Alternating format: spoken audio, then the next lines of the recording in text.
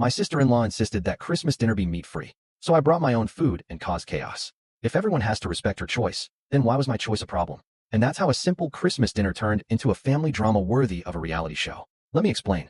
My sister-in-law, Emily, went vegan 2 years ago. Nothing against it. Everyone can do whatever they want.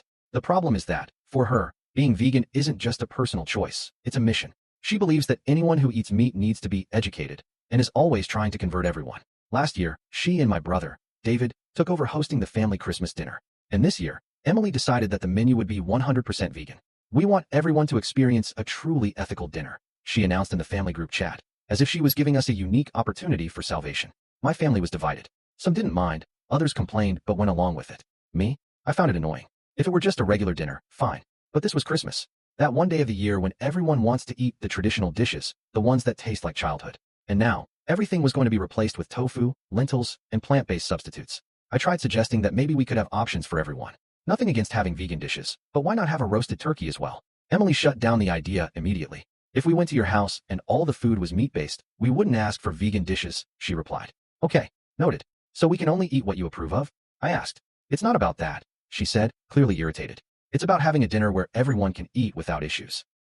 So it was about everyone, as long as everyone followed her rules. That's when I got an idea. If Emily insisted that everyone should only eat what she approved of, then I also had the right to eat only what I approved of. So, on the day of the dinner, I brought my own food. And that's when everything exploded. I arrived at the dinner carrying a thermal bag. Emily opened the door with a forced smile and led us to the dining room, where the table was impeccably set. Cozy lights, Christmas decorations, and dishes that looked like alternate versions of what they were supposed to be. What was once a traditional Christmas dinner was now a culinary experiment. There was a nut and lentil roast, instead of turkey, mashed potatoes without butter, vegan cheese that tasted like cardboard, and a dish that tried to be mac and cheese but clearly wasn't. The whole family was already there, and you could tell that not everyone was thrilled about the food. My aunt hesitantly picked at the mashed potatoes. My grandmother stared at the lentil roast like it was an alien. Emily clapped her hands. Well, before we start, I just want to thank everyone for being open to experiencing a cruelty-free dinner this year.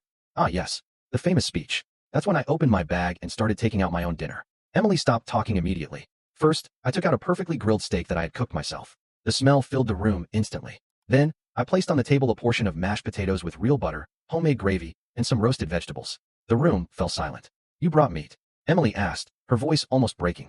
Yes, I replied calmly, cutting a piece of the steak. Like you said, when we go to someone's house, we eat what we want, right? Her expression changed from shock to fury. This is disrespectful, she exploded. You knew this was supposed to be a vegan dinner. I chewed my steak slowly, and I didn't ask anyone to eat it. I just brought my own food since there's nothing here that I like. David, my brother, put his hand on his face, clearly anticipating the storm that was about to come. My grandmother decided to speak up. Well, if you brought extra food, can I have some mashed potatoes? My aunt perked up. And that gravy looks great. Can you pass it over? That's when Emily lost it. No, this isn't about bringing your own food. It's about you challenging what I planned for this dinner. You're being selfish. I raised an eyebrow.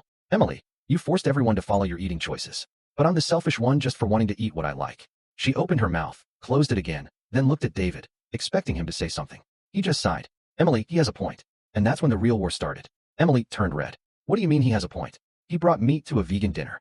How can that be okay? David sighed. Emily, you decided to change the family tradition and demanded that everyone accept it. He just did the same thing you did. He brought food he likes. The silence at the table was tense. Emily looked around, expecting someone to defend her, but no one said anything. In fact, some people were already discreetly taking some of my food. My aunt filled her plate with mashed potatoes and gravy, and my grandmother grabbed a piece of the roasted vegetables. This is unbelievable, Emily murmured, crossing her arms. I decided to push further. You said that if we went to your house and everything had meat, you wouldn't ask for vegan options, right? She narrowed her eyes. So if you came to my house and everything had meat, would you bring your own food? She stayed silent. Because if the answer is yes, then what I did isn't a problem. But if the answer is no, then it seems like the rules only apply when they're convenient for you. Her face turned even redder. David looked down, and I knew that, deep down, he agreed with me. But he also knew he'd have to deal with the fallout later. The night went on, but the tension was palpable. Emily barely touched her food and left the table early. And the funniest part? When she went to her room, half the family was already sneaking bites from my plate. After that night, Emily stopped trying to force her choices on us. And the following year? Well, Christmas dinner had both vegan and traditional dishes. And me? Well, I brought my own food anyway, just in case. Was I wrong, or was I within my rights?